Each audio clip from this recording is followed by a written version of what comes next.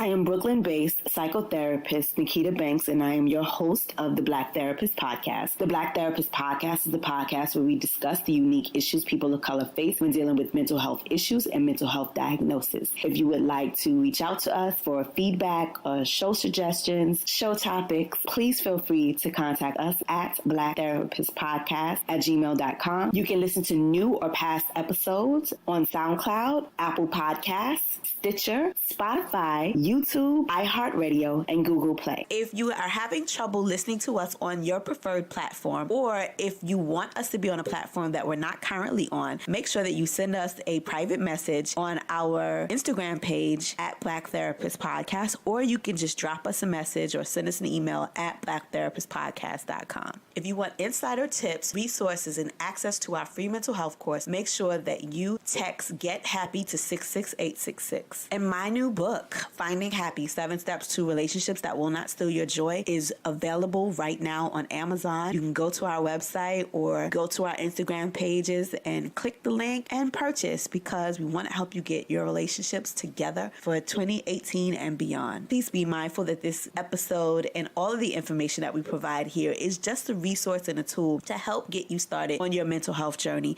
If you are feeling any mental health distress or you're having any significant issues, please feel free to reach out to us so that we can find you a mental health provider in your area. Okay, let's go. Hey guys. Oh my God. Look at her butt. Is that a thing? No. So welcome to another episode of Black Therapist Podcast. So I promised you an episode last week, and then all hell broke loose. So, last week I was going to be away, but I told you guys that I was going to give you a mini episode of a previous interview that I did, and I'm going to actually cheat a little bit because I'm going to give you that interview tonight, where I did an interview on, I'm not really sure which interview I'm going to play. So it'll be a surprise to us, both of us, when this episode comes out. But I did an interview about my book, and so that's what we're going to talk about today. But I have some news. So last week I was celebrating with friends and family. Shout out to Cynthia. My friend had a really big birthday. So last Saturday night I went out, and then on Sunday morning I had to go down to DC to go to the Black Girls Rock concert. Shout out to Beverly Bonds and Jasmine Sullivan and Lakili and oh my gosh, Mew Mew. I don't know if that's the way to say her name, but I saw her twice and she's amazing. So everybody get out and type those names into the Google. I was watching something where somebody called it the Google.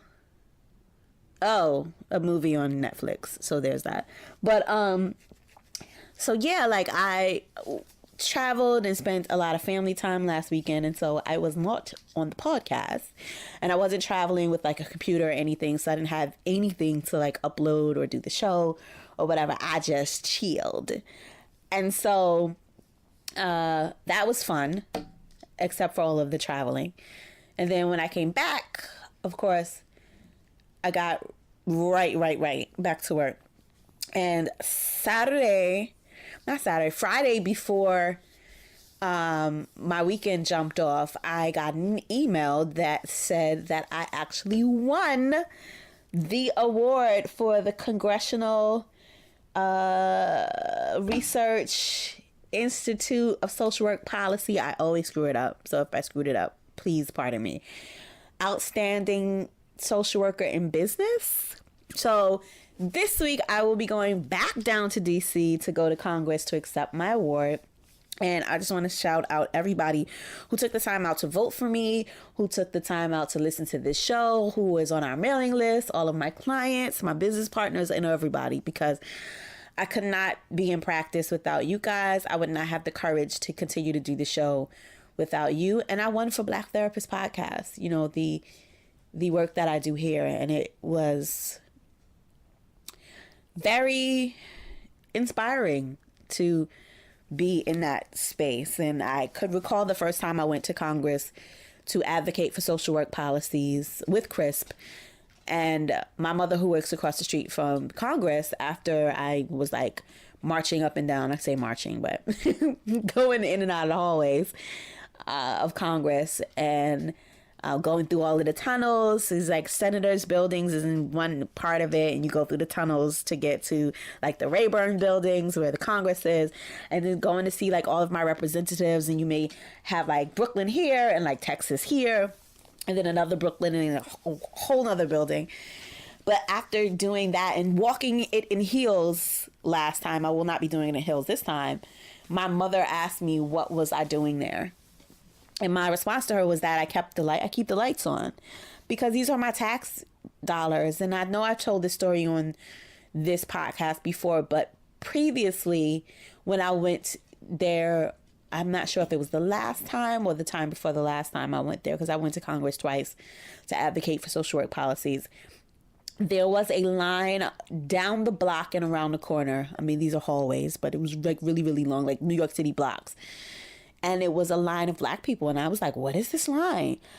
And it was a bunch of people who were from Ethiopia. And they had come there to meet with members of Congress in order to push for a resolution for a genocide that was going on in their country.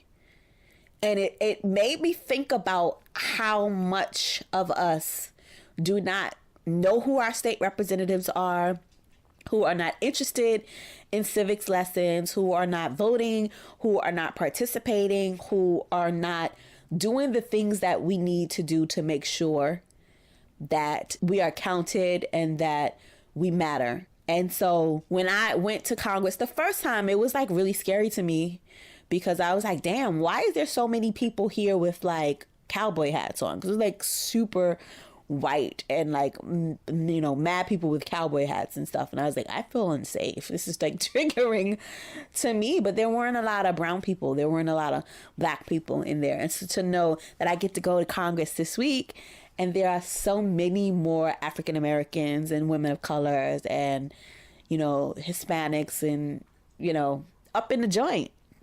And I get to get an award is like amazing. And so, like I said, could not have done those things without you. But to be honest, I was tired.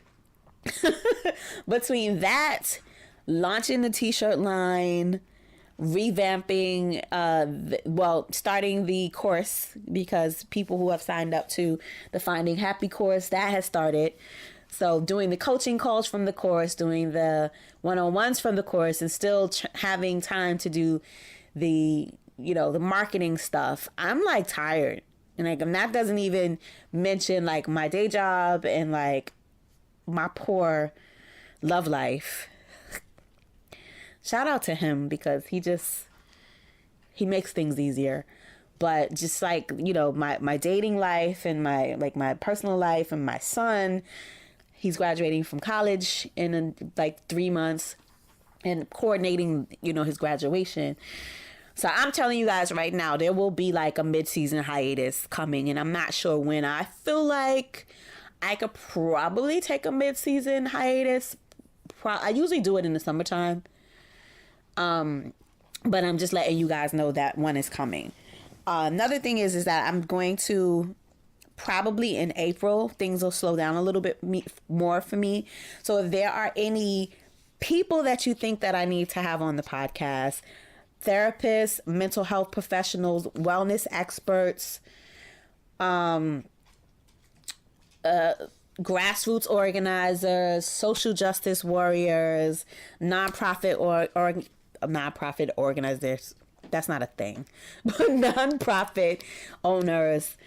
And you feel like the Black Therapist podcast is a place for them, their message, and that they can, you know, benefit from reaching our audience, please contact me. If you have a product and or service that you think, that I think will be in alignment with my brand, and you want to advertise on our social media, right now we have a happy and engaged 20,000 members or 20,000 followers on my personal Instagram page. there are, as of today, 17,000. And today, I mean, what is today? This is March 17th, 2019. You see, I don't know what day it is. It may be the 17th. It may not. It's St. Patrick's Day. Shout out to Irish people, even though they don't give a shit about us. But I'm going to probably edit that out. Maybe. But yeah, you know, at this point, and our podcast is growing. Our downloads are amazing. The numbers speak for themselves. I think with all of my social medias combined, we're probably at about 40,000, 45,000. So that is, you know, that's a good look. And so if you have a brand that you believe is in alignment with my brand, please contact me at blacktherapistpodcast@gmail.com. And so, you know, I have a goal and a vision for my business for the next 6 months, but I definitely have a goal and a vision for my business over the next 5 years of where I want it to be. And so I'm really trying to put those plans in place to do those things. And if you are a therapist and you hear the sound of my voice and you need some mentoring, you need some guidance, you need more information on how to grow your practice, how to launch a practice, how to grow your social media, how to do all those things, please feel free to contact me. As well as if you are a student and someone that is interested in coming into the practice of social work and any kind of mental health profession, please feel free to contact me. It's a each one teach one kind of night. So today I was able to go to Wow Fest at Apollo Theater. So I actually went to brunch today and went to Harlem. And if you know anybody from Brooklyn, going to Harlem is like a trek. It was like a hike. I was like, oh my God. It was a big deal. But the Women of Color podcast group, and I hope I'm saying this right. I'm pretty sure that I'm screwing it up because that's just kind of where my mind is right now. But I was invited to meet up with these wonderful women who have podcasts. Women of Color podcast groups. And we met at a wonderful little spot in Harlem. And then after that, we were able to go to the Apollo. And it was an amazing group of women. It was very nice to be able to meet a lot of different people and like be with other podcasters and people that are really serious about podcasting and serious about their business. And then after that, we went to go to the Apollo and see April Ryan, who she's such a dope journalist. And I was like yelling stuff at her from my box. Because we had like really good seats like right by the stage. I was like yelling stuff at her and she was responding because she's from Baltimore. Shout out to Baltimore. And she's like, be more careful. And I was like, yes, that's what it is. And so at the event, she talked a lot about civic engagement. She talked a lot about, you know, holding your own and holding your line in spaces where you may be the only person of color, and how, you know, she has to have security in order to move around because of the attacks by, you know, the white people's president. And then Dream Hampton was supposed to participate in some of the panels, and she wasn't able to come because she felt threatened and she has to move because of the R. Kelly documentary. And it's just really sad that we live in a world where truth is not celebrated as much as it should be. It's really sad that we live in a world that we can't highlight the truth in a way that it can be supported, and we should be celebrated for the truth. The truth used to be a good thing, and it's not anymore. And I don't want to get into a whole thing about the truth, but I know that I'm going to meditate on being able to hold my truth in the spaces that I'm in. And after going to dinner, shout out to Goody and Turgament Talk podcast.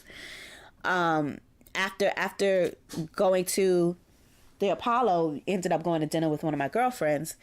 And we started to talk about like families and family systems and family dynamics and like problems that, you know, she and I both are experiencing with some members of our family who are struggling in their own ways, but are not able to properly articulate what the challenges are that they're going through and how to resolve them. And what she asked me about, you know, somebody in my family that I had been struggling with, she asked me if she thinks that she asked me if the person will stop what she is doing when she realizes it isn't successful. And what I told her was that hate usually doesn't have an agenda. It's usually not about, I'm going to hate somebody so that I could be successful, or I'm going to hate them so that I feel secure even though I'm insecure when I'm with that person. I'm going to hate them or hate on them so that I could puff myself up to make them feel like. Nobody says that out loud. Like, it's not really a thing that we want to think about in our mind. So we rationalize it and we make it into something else.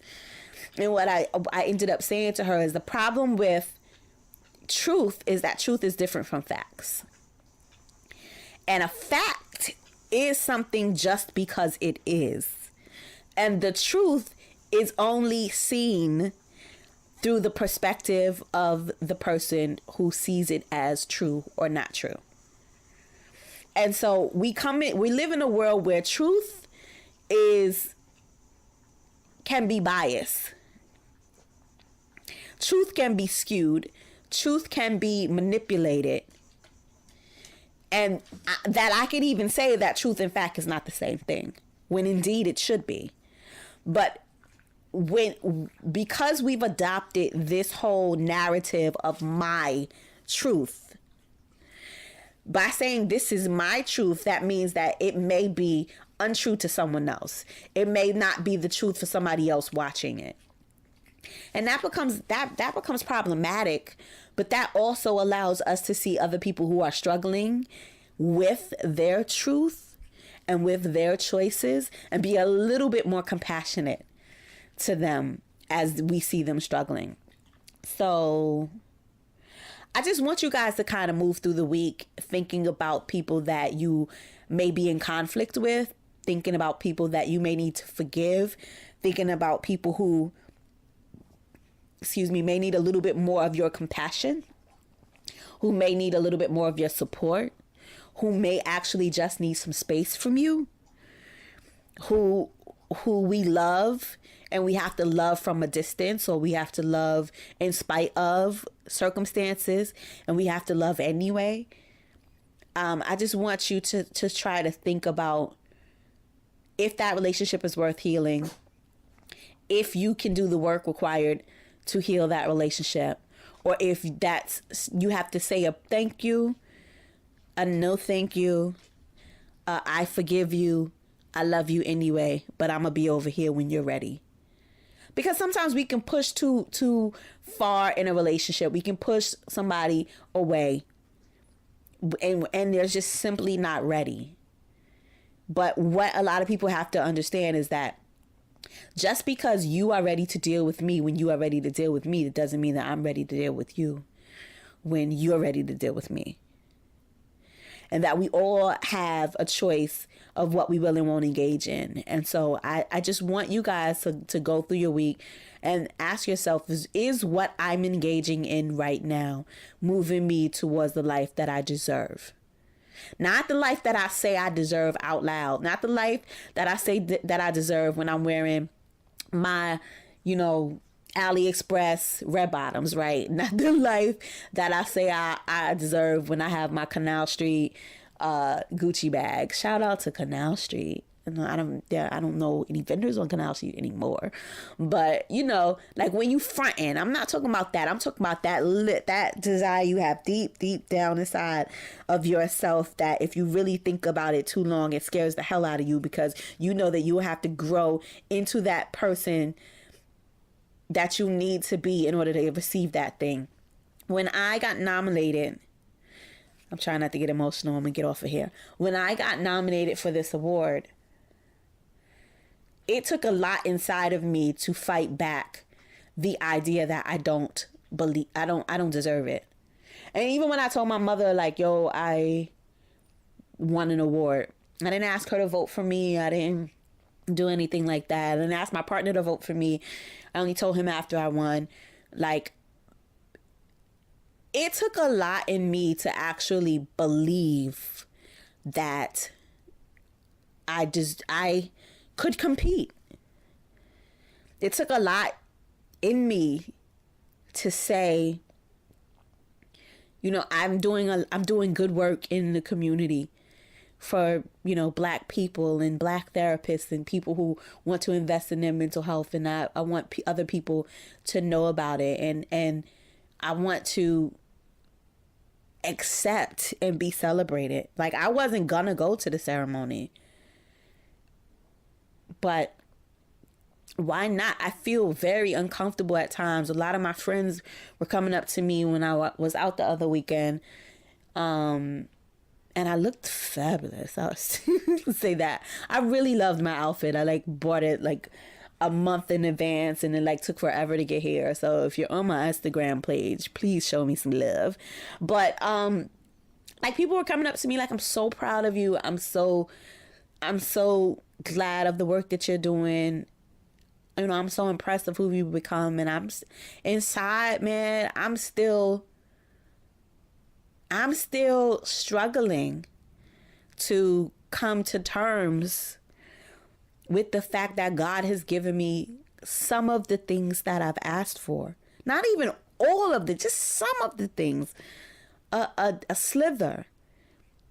Like, I'm still struggling to feel like I deserve it. So if you happen to be on my Instagram or our Facebook page and I go live on Wednesday while I'm getting the award, please, I don't know what I'm going to say.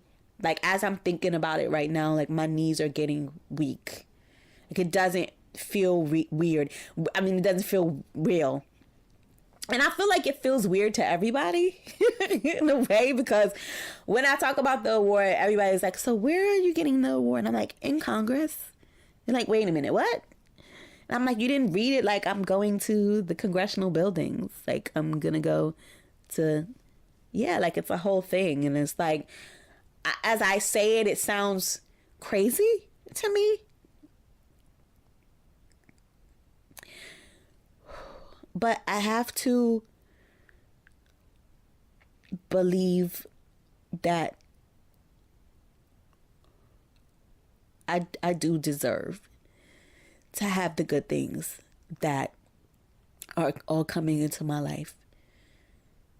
And I have to believe that somewhere deep down inside of me, when I was struggling to honor myself, even when I allowed other people to dishonor me, and when I was struggling to make ends meet, and I was struggling to keep a roof over my head, and sometimes I didn't have a roof over my head, and I had to do things that I'm not ashamed of, but I'm not particularly proud of in my past.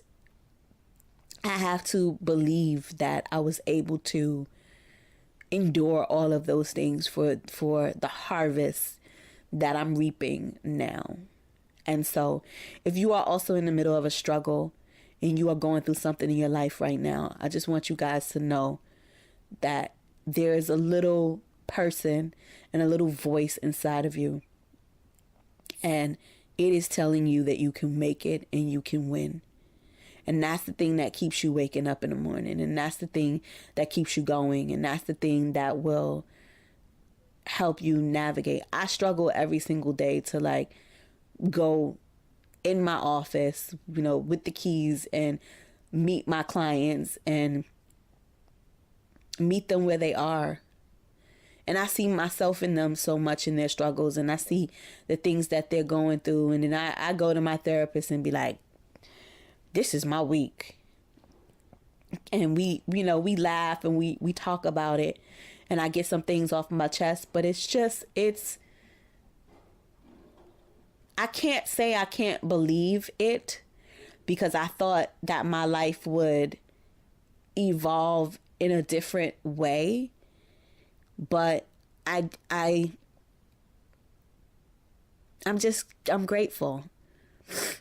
And I'm thankful. So if you're listening to this show right now, just know that I'm thankful for you. I'm grateful for you for being here.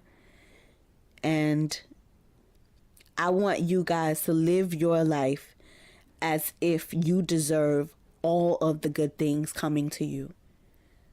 Because even if you don't believe you deserve it today, one day you will. And on that note, I'm going to get into this interview.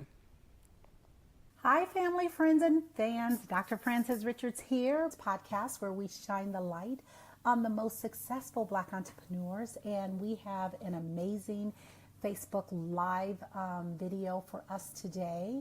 And so, absolutely, we want to bring Nikita on. Approve. Hey, we're waiting for Nikita to come on. Again, in line with our editorial calendar, we are focusing on health, everything pertaining to health. Hey, Nikita, how are you? Hi, how are you? I'm perfect. Thanks for joining us on Facebook Live. Are you ready to drop some value bombs to our audience? I am totally ready. All right. So as I mentioned, I was waiting for Nikita to get on. I'm Dr. Frances Richards, with the host of Black Entrepreneur Experience podcast, where we shine the light on the most successful Black entrepreneurs.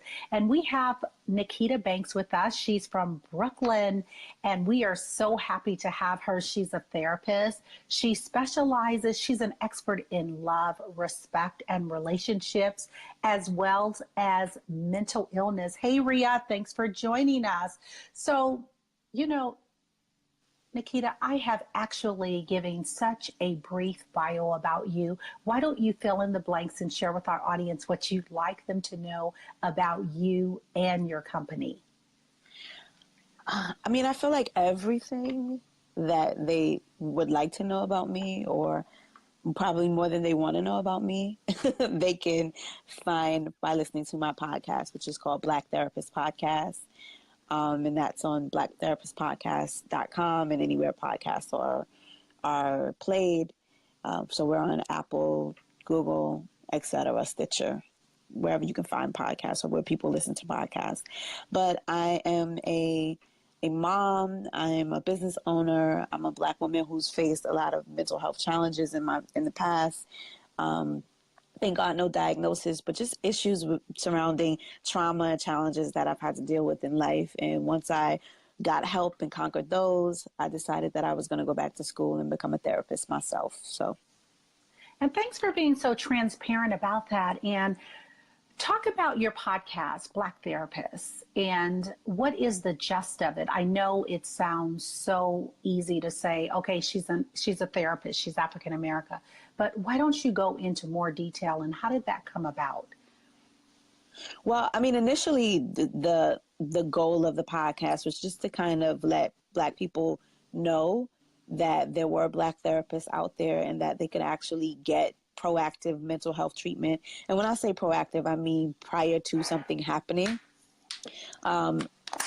In going to school and knowing that I wanted to go into private practice, my challenge was my audience. And my audience for me was primarily Black women and Black families. And I felt like if I could change the narrative around mental health and the way we viewed getting mental health treatment, then I would be able to actually tap into my ideal audience. And so part of that had to first start with educating the audience that I was looking for, to let them know that there are Black therapists out there. You can proactively come to us to get life skills and strategy. We don't just do diagnosing and push you to a situation where you're going to get drugs or have to take drugs. This is really truly about having life skills and strategies that will help you overcome your challenges. And that's what I found in therapy. And I wanted to kind of let Black people know that that's something that we would be able to utilize to navigate the life's challenges that we have.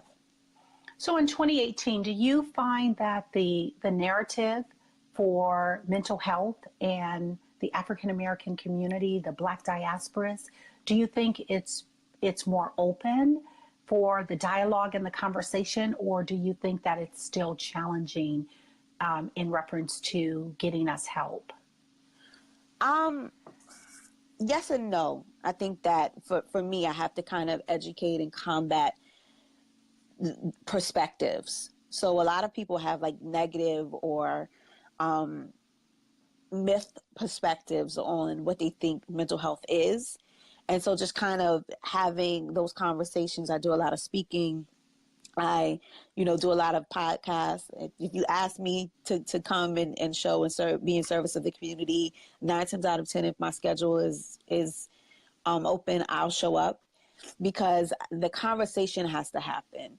And so for a lot of people, and, even in my own family, going to school and becoming a therapist, you would think that people would be happy that I've invested in myself and invested in my education. But I've gotten a lot of pushback from family members. Some people say, "Oh, just because you read a book, you don't know everything."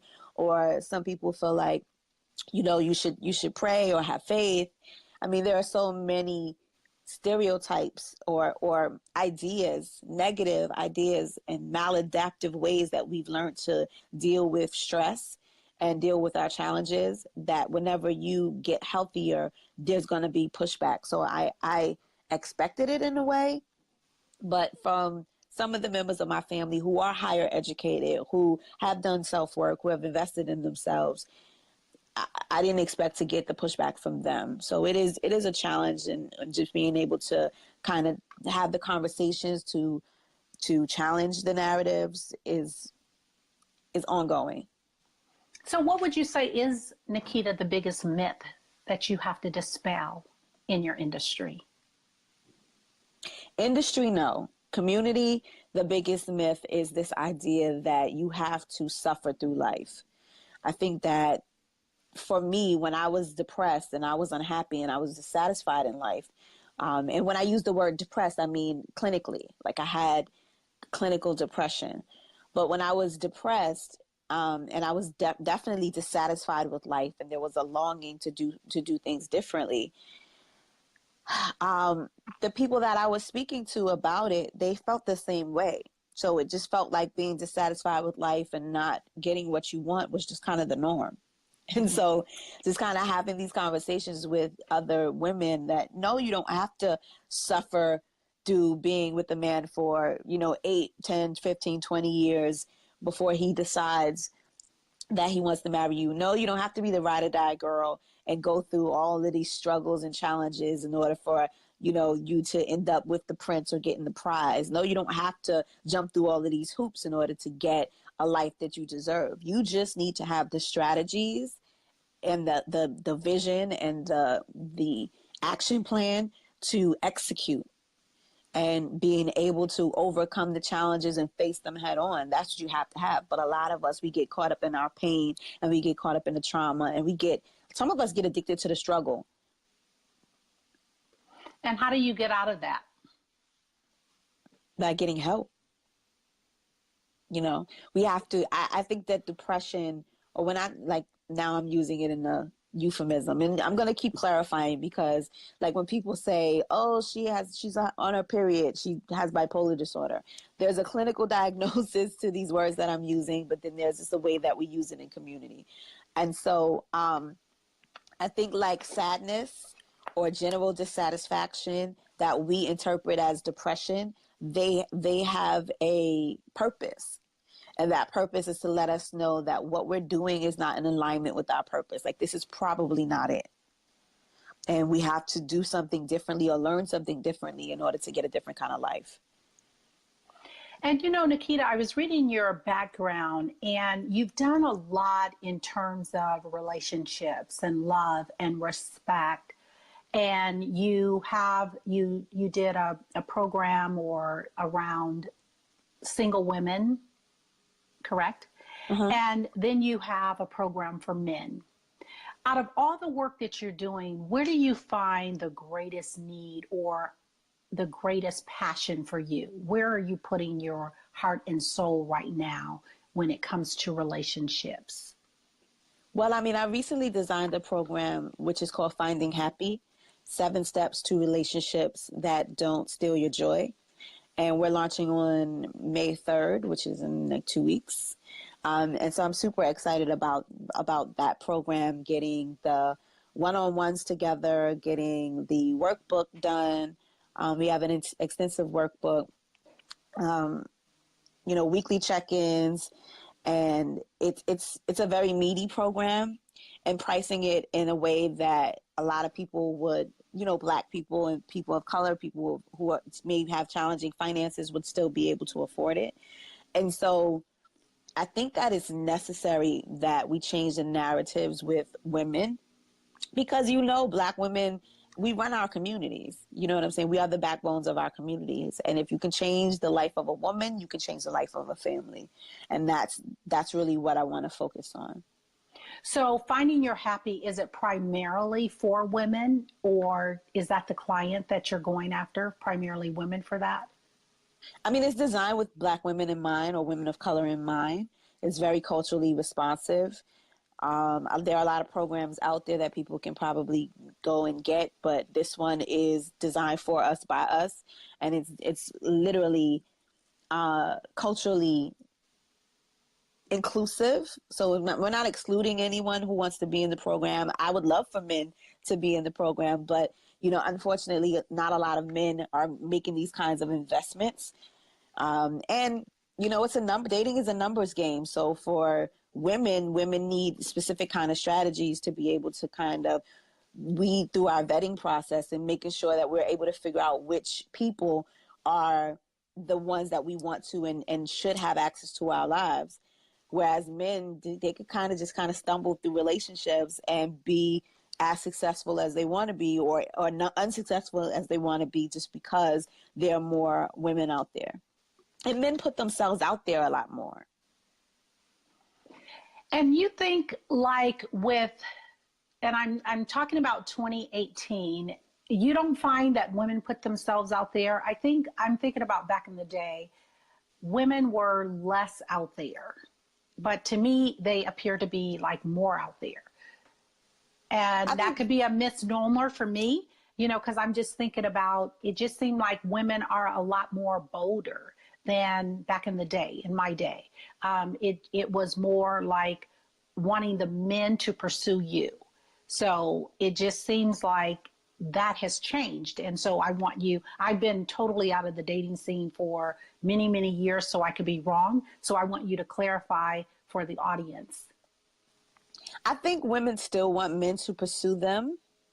I think that the lack of male role models in the household has kind of upheaved the way that relationships work. Back in the days, fathers and brothers would teach their daughters how to engage in certain ways with men and behaviors, whereas fathers would also do that for their sons. And so the absence of those conversations, people are just trying to find their own way. What we do know is that, heterosexual couples, men are attracted to women, women are attracted to men, and they just kind of navigating through the dark in order to find their ways to one another. But I think that women are kind of putting themselves out there a lot more. I don't think that a lot of women are putting themselves out there with a purpose. And not a lot of women are putting themselves out there where they have a vetting process that allows them to weed throughout the muck that is available in the community. And so if you're looking for a man with a particular type, or a partner with a particular type of, set of values and qualities and attributes that you think would make for a great life, because if you're looking for a forever partner, and that's usually what I'm talking about, if you're looking for a forever partner, you need to be thinking about their qualities and a lot more than just superficial things. And what would you say, Nikita, we will talk about this at the latter part of our conversation too, but you had mentioned about your program that's going to launch for women of color in May. If someone is interested in finding out, they want more information about the program, how do they connect with you in reference to that? Well, they could text Get Happy well, you know how to spell Get Happy. I don't got to spell that because I'm always spelling my name. But Get Happy to 66866, or they can go onto my website, Nikita, Nikita, banks.com, and there should be a sign up form there. Give us one value bomb about really getting to your happiness, because one of the definitions back in the day that they would say, happiness is about what's happening, right? So how do you really get to that happy moment where I look at it, if you're in a happy space, you're just enjoying life, you're living life with a purpose, you're living life with a plan, you're living life with a passion. And so if you're void of that happiness, it's just like you're living a life kind of like a default. You know what I'm saying? You don't have a plan. Talk to us about your specific, how do you define getting to your happy, and what does that look like? I mean, happiness is a verb. It's an action word. It's something that you have to do and plan and make arrangements to have and invite in your space. It's something that you have to, it's a boundary that you have to create around the people, places, and things that you allow to have access to you. And so for me, happiness is a decision that I make every single day when I allow someone to have access to my space. Happiness to me is being able to pick and choose what clients that I work with. Happiness for me is being able to decide whether I want to sleep in late today, or if I don't, if I want to eat healthy, or if I don't. Happiness is a decision. And I think that a lot of people don't think of it that way. I think that people think that happiness is something that is afforded to you or is given to you, or like you said, it's what's happening. If I thought that happiness was what was happening to me, that takes the power away from me and it gives it to whomever or whatever. It leaves me at someone else's mercy and will. Whereas happiness is something that I decide that I want to have and I want to invite into my space. And it's a line that I draw. If it's going to cost me my happiness and my peace, that's way too much of a price. Nikita, I'm listening to the conversation, I'm in the audience, and I'm saying, wow, yeah, I want what Nikita is saying. I want happiness. I've had a lot of trauma. I've had a lot of hurt in my life. I have a lot of pain. I'm dealing with a lot of emotions, trying to let go of this man who is actually, I'm thinking he's mine, but he's with somebody else. But I'm still claiming that he's mine. Nikita, can I get to my happiness? Help me get to my happiness. Is it possible? Well, you have to make a decision. Do you want that man or do you want your man? Do you want to be in a relationship with the man who's in a relationship with someone else? Is that temporary happiness? Is that long-term happiness? And what are you willing to sacrifice to get to what you want? All sacrifices is work. And a lot of people look at sacrifice as a deficit or something I'm giving up. But sacrifice, all it is work.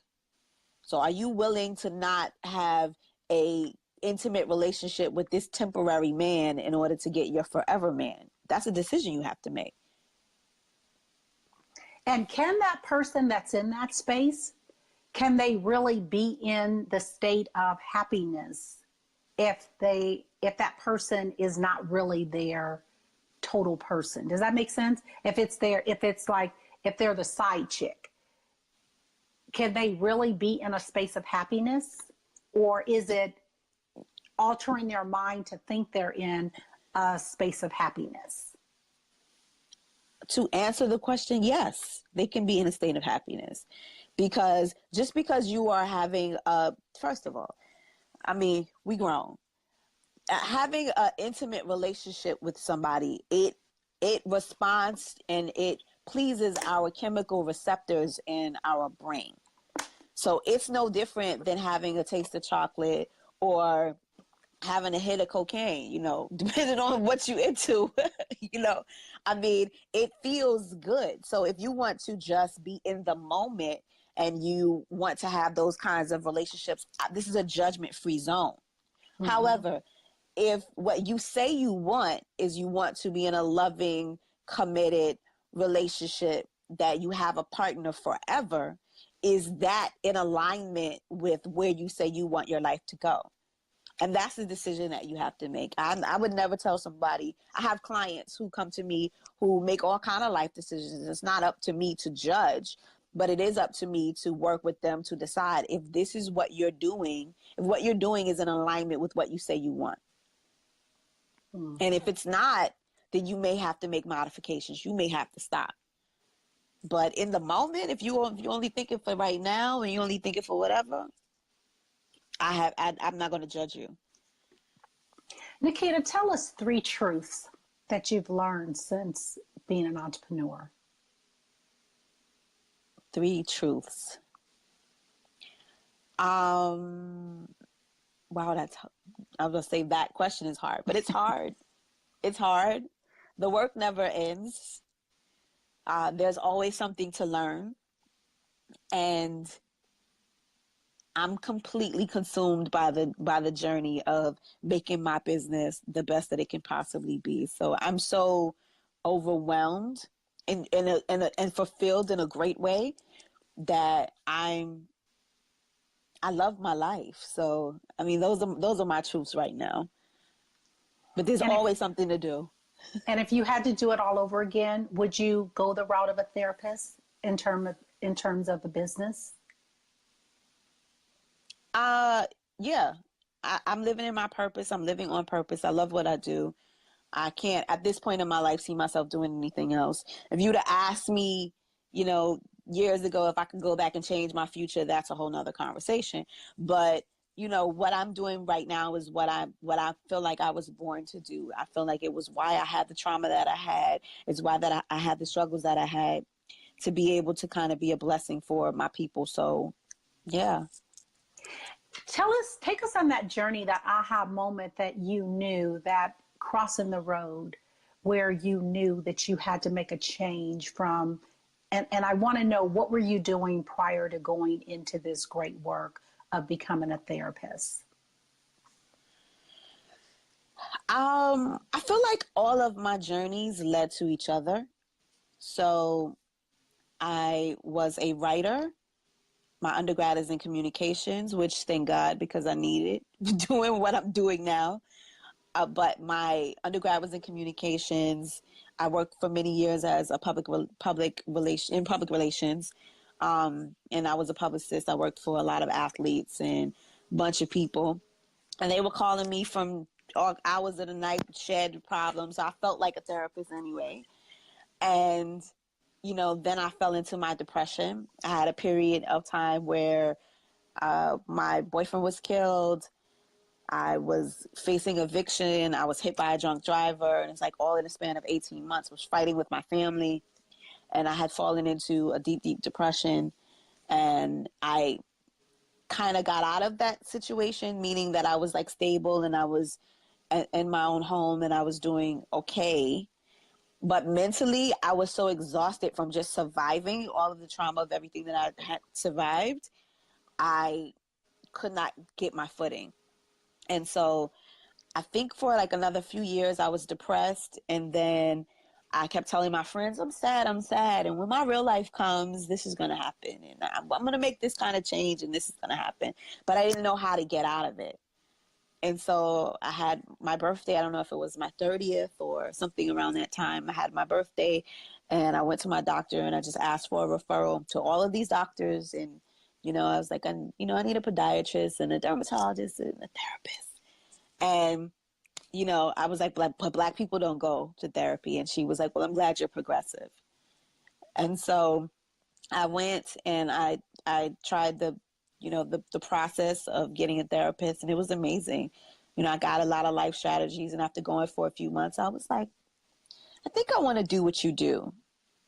At that time, I was a relationship blogger, and I was still working as a writer.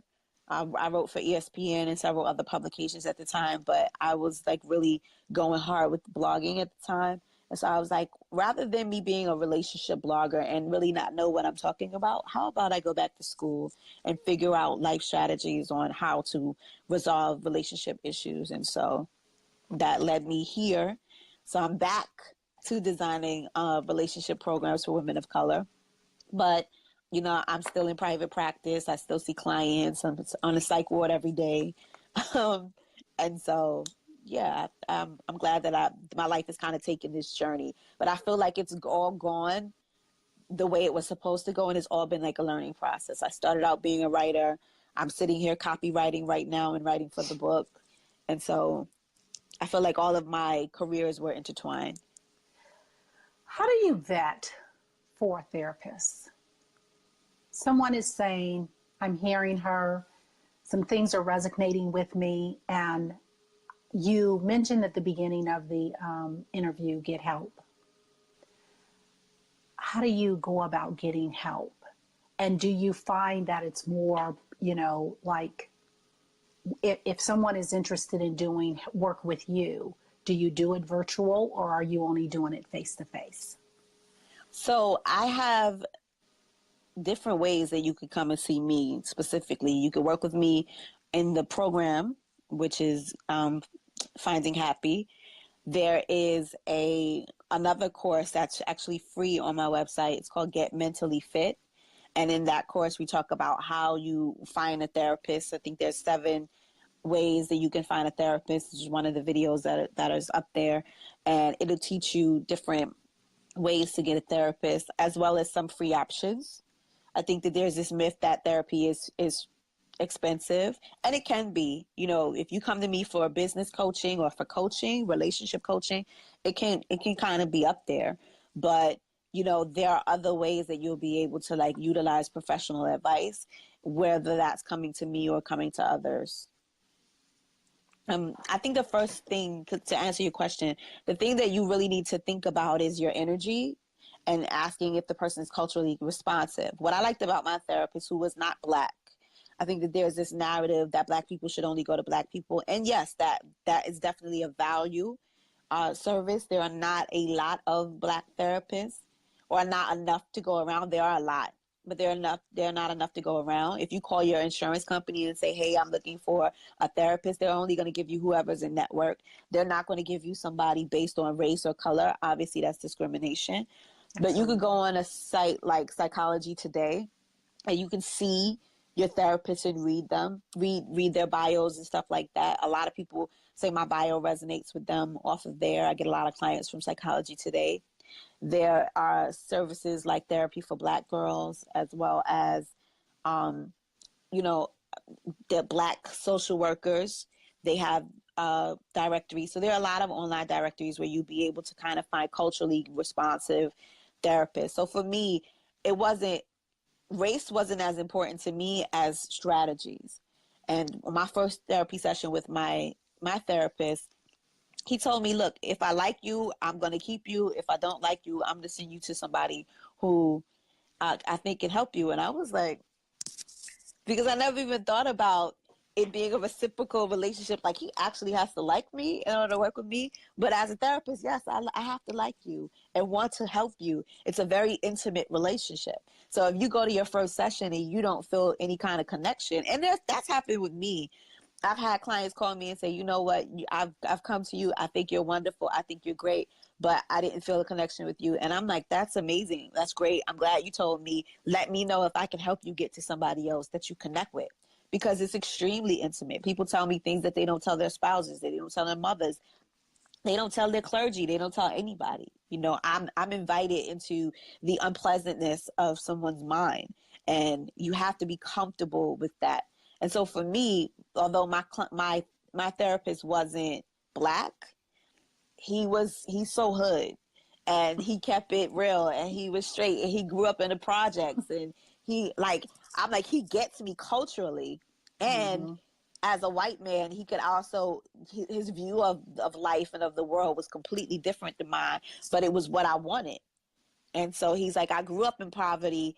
I have a lot of money now. I could tell you having money is better. And I'm like, I need to learn those kind of strategies. So now that I'm on the other side of it, I look at it from both perspectives. But there are times, you know, I have white clients who come to me all the time, but because I know so much about the community and I know so much about some of the challenges that they go through, like they'll say things to me and then I'll be like, what is that? And they're like, oh, I just assumed you know, because you know everything.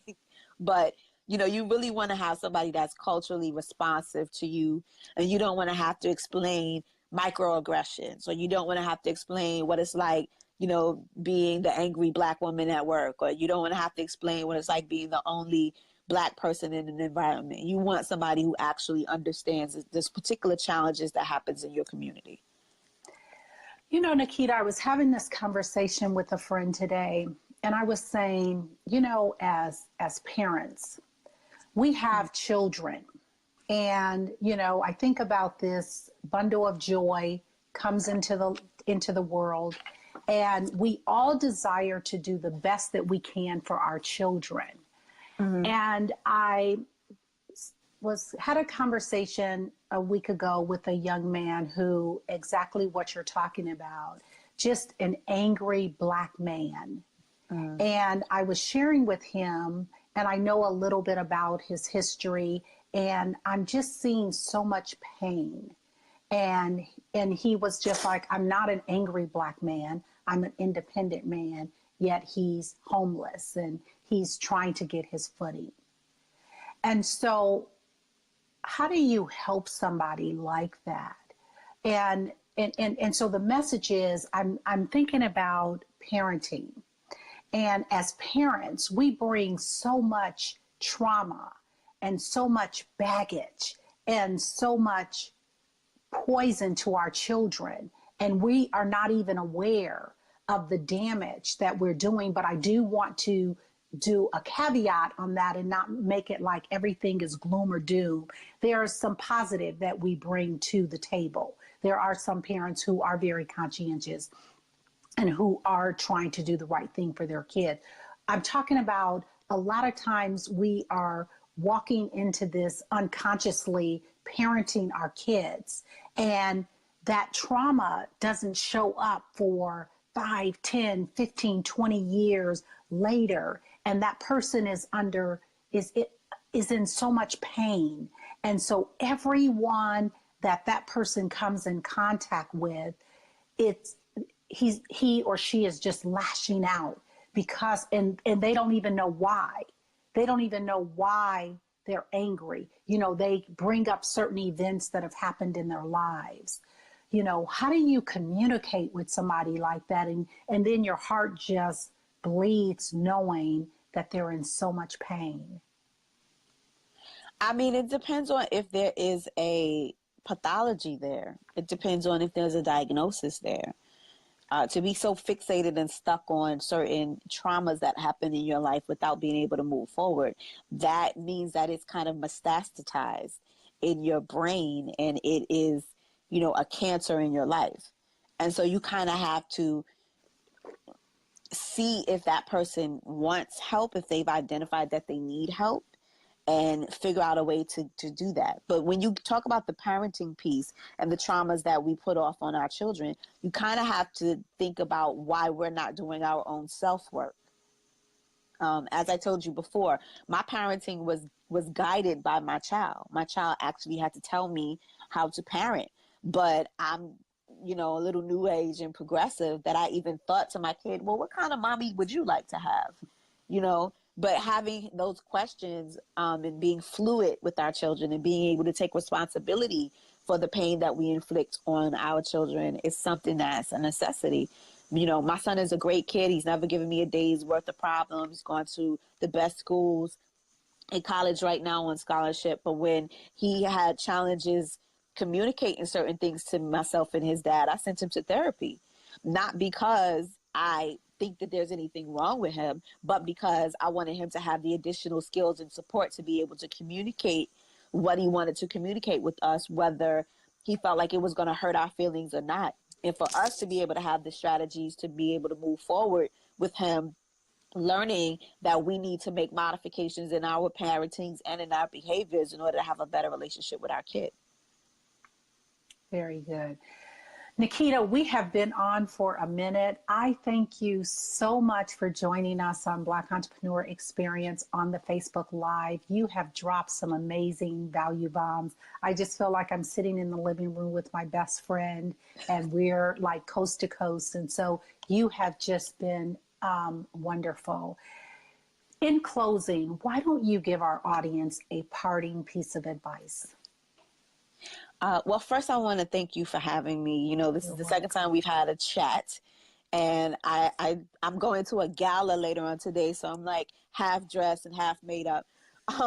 But I just want your listeners to know that happiness is your birthright. Happiness is your destiny. Happiness is something that you can claim and own, and you can shout from the rooftops that you want. And you don't have to be ashamed to say, you know what, I really want to leave this life and be in this life and navigate this life as a happy woman or as a happy man or as and have a happy family and have a loving situation. I think that for whatever reason or whenever, happiness and like love have become dirty words. And I want for us to understand that these are attainable things if we make the decision to do what we need to do to invest in that process. And so, I wish everyone happiness. I wish everyone peace and prosperity. And I know that it's not an easy thing to get to, especially when you're struggling to make ends meet. A lot of us are at the bottom of the rung of the things that we need to do. But once you get above that survival mode and you start to make better decisions in order to know that you are in control of what you manifest in your life. And for some of us, that can be like, Lord, I brought this on myself. Or you can look at it actively to know, you know what, I can change my thinking, change my behavior, and change my life. And it's so funny that when you were talking about that, the first thing I thought about was Al Green, Love and Happiness. Yeah, I love that song. Yeah, I'm like really dating myself, right? Like Love and Happiness and Al Green. So, you know what? Tell our audience again how they can reach out to you and if they're interested in taking advantage of your program that's going to launch next month, the best way for them to do that. And I want to, before you do that, thank our listeners for joining. And if this is on the replay, send some shout out and love to Nikita. She's done an amazing job and we just love, love, love her. So why don't you tell them how they can take advantage of your amazing program that is about to launch? Well, you can text Get Happy to 66866, or you can just drop me an email at nbanks@Nikita, Nikita, Banks, BANKS.com, or you can reach out on the website, nikitabanks.com. I am on Instagram, Miss Niki Banks, and at Black Therapist Podcast on Instagram as well. So the podcast is everywhere. I talk about a lot. I think this week's show, I talk about thanking a Black woman and why we have to create safe spaces for women of color to be able to thank each other and affirm one another without it being a threat to others or interlopers.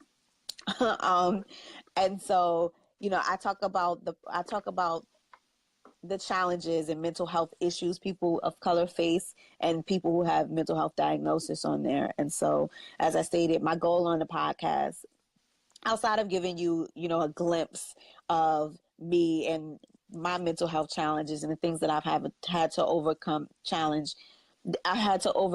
and navigate, and the things I'm still overcoming and navigating, because just because you learn a skill, that doesn't mean that life won't throw you challenges. You just have to learn how to weather those storms. And so I talk about that on the podcast, as well as provide resources and tips for people of color. Get Happy is our new program. Finding Happy is our new program launching May 3rd. And Get Mentally Fit is a free program that's up right now, and you can go on there. And I talk about, in that program, ways that you'll be able to find a therapist, ways that you can deal with a new new diagnosis and ways you can support family members who are dealing with mental health issues and challenges as well. Nikita Banks, have an amazing time at the gala tonight. And thank you so much for joining us. And we will chat later. Let us know if you have any other launches or anything else happening. And we will support you. Have an amazing day. Thank you so much for having me. You're welcome. Bye-bye.